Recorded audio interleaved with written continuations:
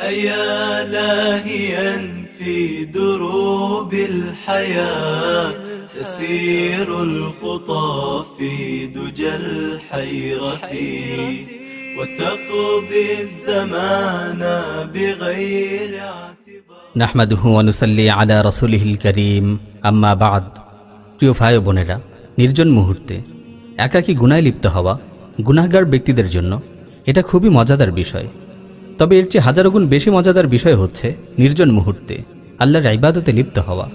কেননা গুনার স্বাদ এটা কখনোই ইবাদতের স্বাদের ধারে কাছেও যেতে পারে না। তাহলে আমরা কেন এত মজাদার বিষয়কে রেখে নিকৃষ্ট বিষয়ে জড়িয়ে পড়ছি? একজন লোক নিজের কৃতকর্মের কারণে অনুতপ্ত হয়ে বলছিলেন, ইতিপূর্বে আমি অনেক গুনাহ করেছি, নির্জন মুহূর্তে বিভিন্ন অপরাধে লিপ্ত হয়েছি। আল্লাহ ছাড়া আমার ওই অপরাধগুলো আর কেউ দেখেনি। আমি অন্যায়ভাবে মানুষের সম্পদ আত্মসাৎ করেছি, যেটা আমার উচিত হয়নি। আমি নির্জন মুহূর্তে মোবাইল কম্পিউটারের সামনে বসে বসে অনেক পাপাচার করেছি। এখন এই গুনার মাগফিরাতের জন্য আমি কি করতে পারি? এক্ষেত্রে আমার বক্তব্য হচ্ছে, প্রিয় ভাই, সাধারণত তাওবা পূর্বের সকল গুনাহকে ক্ষমা করে দেয়। তবে আমি এই ক্ষেত্রে আপনাকে ভিন্ন কিছুর উপদেশ দিব। আমার উপদেশ হচ্ছে, আপনি আল্লাহ তাআলাকে ভিন্ন কিছু করে দেখান। যেভাবে আপনি নির্জন মুহূর্তে আল্লাহর অবাধ্যতা করেছেন, আল্লাহর নাফরমানিতে লিপ্ত হয়েছেন, ঠিক সেভাবেই আপনি নির্জন মুহূর্তে আল্লাহর ইবাদতে লিপ্ত হন। আপনার রবের সামনে সিজদায় লুটিয়ে পড়ুন। নির্জন মুহূর্তে আপনার প্রতিপালকের নিকট ফরিয়াদ করুন, আপনার প্রতিপালকের নিকট ক্ষমা প্রার্থনা করুন। আর আল্লাহ তাআলা বলছেন, ইন্নাল হাসানাতি ইউযহিবনাস সাইয়্যাত, নিশ্চয়ই ভালো কাজ গুনাহকে মুছে দেয়, নিশ্চয়ই ভালো কাজ মন্দ কাজকে দূরীভূত করে দেয়। আপনি গোপনে বেশি বেশি করে দান সাদাকা করুন, কেননা হাদিসে এসেছে, সাদাকাতুস সিররি তুতফিউ গাদাবার রব, গোপনে দান সাদাকা আল্লাহর ক্রোধকে কমিয়ে দেয়। আমাদের সালাফ ওলামায়ে কেরামগণ গোপনে ইবাদত করতে ভালোবাসতেন। ইবাদতের ক্ষেত্রে তারা এতটাই গোপনীয়তা অবলম্বন করতেন যে তাদের ইবাদত সম্পর্কে তাদের স্ত্রী সন্তান এমনকি ঘরের লোকেরাও পর্যন্ত জানত না। এটাই ছিল ইবাদতের ক্ষেত্রে আমাদের সালাফদের নীতি। সুতরাং আপনি গোপনে আল্লাহর ইবাদত করুন। আপনি প্রমাণ করে দেখিয়ে দিন যে, হে আল্লাহ, আমি যেভাবে গোপনে পাপাচারে লিপ্ত হয়েছিলাম ঠিক তেমনিভাবে এখন গোপনে তোমার ইবাদত করছি, তোমার কাছে ফরিয়াদ করছি, তোমার কাছে দুহাত তুলে তাওবা করছি। প্রিয় ভাই ও বোন, নির্জন মুহূর্তে বেশি বেশি করে আল্লাহকে ভয় করুন। সূরা মুলকের 12 নম্বর আয়াতে আল্লাহ তাআলা বলছেন, ইন্নাল্লাযীনা ইয়াখশাউনা রাব্বাহুম বিল গায়ব লাহুম মাগফিরাতুন ওয়া আজরুন কাবীর, নিশ্চয়ই যারা তাদের প্রতিপালককে না দেখে ভয় করে তাদের জন্য রয়েছে ক্ষমা ও মহা প্রতিদান। আল্লাহ তাআলা জাহান্নাম সংক্রান্ত আলোচনার পর এই আয়াতটিকে উল্লেখ করেছেন। অর্থাৎ আল্লাহ তাআলা বোঝাতে চাচ্ছেন, যারা নির্জন মুহূর্তে আল্লাহ তাআলাকে না দেখেও তাকে ভয় করে তারা জাহান্নাম থেকে মুক্তি পাবে। আর যারা জাহান্নাম থেকে মুক্তি পাবে তারা কোথায় যাবে? নিশ্চয়ই তারা জান্নাতে যাবে। আপনি কি মনে করেন তাদেরকে শুধুমাত্র একটি জান্নাত দেওয়া হবে? না, যারা তাদের প্রতিপালকের সামনে দণ্ডায়মান হওয়ার ভয়ে গুনাহ থেকে বিরত থাকে তাদের জন্য দুটি জান্নাতের নিশ্চয়তা রয়েছে। আল্লাহ তাআলা বলছেন, ওয়ালিমান খাফা মাকামা রাব্বিহি জান্নাতান, আর যে ব্যক্তি গুনাহ নিয়ে তার রবের সামনে দণ্ডায়মান হওয়াকে ভয় করে তার জন্য দুটি জান্নাত বরাদ্দ রয়েছে। সালফে সালিহিন ওলামায়ে কেরামগণ বলেন, শুধুমাত্র এই আয়াতটি আমাদের অসংখ্য গুনাহ থেকে বিরত রেখেছে, অসংখ্য পাপাচারের মাঝে প্রাচীর হয়ে দাঁড়িয়েছে। এই আয়াতটি আমাদেরকে অসংখ্য গুনাহ থেকে বিরত রেখেছে।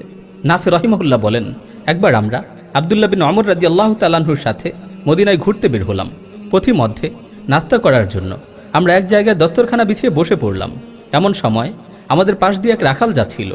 আব্দুল্লাহ ইবনে ওমর রাদিয়াল্লাহু তাআলা আনহু তাকে ডাক দিয়ে বললেন, এসো আমাদের সাথে বসে নাস্তা করো।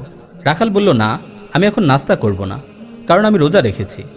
আব্দুল্লাহ ইবনে ওমর রাদিয়াল্লাহু তাআলা আনহু আশ্চর্যান্বিত হয়ে বললেন, মরুভূমির এত প্রখর রৌদ্রের মাঝেও তুমি রোজা রেখে ছাগল চড়াচ্ছ, তোমার কষ্ট হয় না? এরপর আব্দুল্লাহ ইবনে ওমর রাদিয়াল্লাহু তাআলা আনহু তাকে লক্ষ্য করে বললেন, এক কাজ করো, তোমার এই বকরির পাল থেকে আমাদের কাছে একটি বকরি বিক্রি করে দাও, আমরা এটা রান্না করে তোমাকেও কিছু গোশত দিব। সে বলল, এটা কিভাবে সম্ভব? এগুলো তো আমার না, এগুলো হচ্ছে আমার মালিকের। আব্দুল্লাহ ইবনে ওমর রাদিয়াল্লাহু তাআলা আনহু তাকে পরীক্ষার জন্য বললেন, মালিকের হয়েছে তো কি হয়েছে, মালিক তো আর দেখছে না, তুমি তোমার মালিকের কাছে যেয়ে বলবে একটি বকরি বাঘে খেয়ে ফেলেছে। তখন সেই রাখাল আকাশের দিকে ইশারা করে বলল, ঠিক আছে, আমি আমার মালিকের কাছে যে না হয় মিথ্যে বললাম, ওয়ালাকিন মাযা আকুলু লিল্লাহ, কিন্তু আমি আমার রবের কাছে, আমি আমার প্রতিপালকের কাছে কি বলবো, আমি আল্লাহর কাছে কি জবাব দিব? এই জবাব শুনে আব্দুল্লাহ ইবনে ওমর রাদিয়াল্লাহু তাআলা আনহু দ্রুত মদিনায় ছুটে গেলেন, তার মালিকের কাছে যেয়ে তাকে মুক্ত করলেন এবং ওই বকরির পালের মালিক বানিয়ে দিলেন। প্রিয় ভাই ও বোন, দেখতেই পাচ্ছেন একজন রাখাল নির্জন মুহূর্তে কিভাবে আল্লাহকে ভয় করছিল, সে আল্লাহর কাছে কি জবাব দিবে সে বিষয়ে চিন্তা করছিল। প্রিয় ভাই ও বোন, আপনারা জানেন কি, যারা নির্জন মুহূর্তে আল্লাহকে ভয় করবে তাদের জন্য কি অপেক্ষা করছে? তাদের জন্য তাদের প্রতিপালকের সাক্ষাৎ অপেক্ষা করছে। তারা তাদের প্রতিপালকের সাক্ষাৎ লাভে ধন্য হবে। পূর্ণিমার রাতে পূর্ণিমার চাঁদ দেখতে যেভাবে আমাদের কোনো কষ্ট হয় না, ঠিক তেমনি ভাবে সেদিন তাদের প্রতিপালককে দেখতেও তাদের কোনো কষ্ট হবে না। তাদের রবের সাথে সাক্ষাতের সেই দিনটা কতই না চমৎকার হবে। তাদের হৃদয় আনন্দে ভরে উঠবে, তারা খুশিতে আত্মহারা হয়ে যাবে। যেই আনন্দ, যেই খুশি, যেই স্বাদ তারা ইতিপূর্বে আর কখনোই অনুভব করেনি।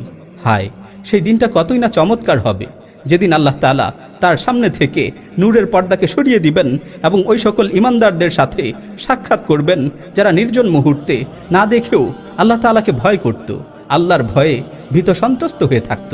আল্লাহ তাআলা সূরা কাফের 33 নম্বর আয়াতে ইরশাদ করছেন, মান খাশিয়ার রহমান বিল গায়ব ওয়া জাআ বিকলবিন মুনীব, যারা না দেখেও নির্জন মুহূর্তে আল্লাহ তাআলাকে ভয় করত এবং যারা বিনীত হৃদয়ে আল্লাহর সামনে উপস্থিত হতো, সেদিন তাদেরকে লক্ষ্য করে বলা হবে, উদখুলুহা বিসালাম যালিকা ইয়াউমুল খুলুদ, আজকে তোমরা এই জান্নাতে শান্তিতে প্রবেশ করো, আজকে তো চিরস্থায়ীভাবে তোমাদের এই জান্নাতে প্রবেশের দিন। লাহুম মা ইয়াশাউনা ফিহা, তারা সেই জান্নাতে যা চাবে তারা তাই পাবে, তাদেরকে তাই দেয়া হবে। আল্লাহ তাআলা তারপর বলবেন, ওয়ালাদাইনা মাজিদ, এবং আমার কাছে রয়েছে তাদের জন্য আরও অতিরিক্ত কিছু। ওয়ালাদাইনা মাজিদ, এবং আমার কাছে রয়েছে তাদের জন্য আরও অতিরিক্ত কিছু পুরস্কার। এই অতিরিক্ত পুরস্কারের ব্যাখ্যায় মুফাসসিরিনে কেরামগণ বলেন, ইন্না যালিকাল মাজিদ আন নাযরু ইলাল্লাহি জাল্লা সানাউহু, এই অতিরিক্ত পুরস্কার হচ্ছে আল্লাহর দর্শন লাভে ধন্য হওয়া। হে ওই সকল ভাই ও বোনেরা যারা গোপনে আল্লাহকে ভয় করে থাকেন, যারা নির্জন মুহূর্তে আল্লাহর ভয়ে সকল প্রকার পাপাচার থেকে বিরত থাকেন, আপনারা সুসংবাদ গ্রহণ করুন, আপনারা সুসংবাদ গ্রহণ করুন। নিশ্চয়ই আপনাদের হৃদয়গুলো আল্লাহর সাক্ষাতে পরিতৃপ্ত হবে, আপনাদের চক্ষুগুলো আল্লাহর দর্শন লাভে ধন্য হবে। প্রিয় ভাই ও বোনেরা, আমরা যারা শান্তিতে জান্নাতে প্রবেশ করতে চাই, আমাদের রবের দিদার লাভে ধন্য হতে চাই, তাদের সকলের উচিত নির্জন মুহূর্তে বেশি বেশি করে আল্লাহকে ভয় করা, আল্লাহর ভয়ে সকল পাপাচার থেকে বিরত থাকা এবং নির্জন মুহূর্তে আল্লাহর ইবাদতে মশগুল থাকা। আল্লাহ তাআলা আমাদের সকলকেই নির্জন মুহূর্তে আল্লাহকে ভয় করে সকল ধরনের পাপাচার থেকে বিরত থাকার তৌফিক দান করুন এবং বেশি বেশি করে তারা ইবাদত করার তৌফিক দান করুন। ওয়া আখিরু দাওয়ানা আনিল হামদুলিল্লাহি রাব্বিল আলামিন।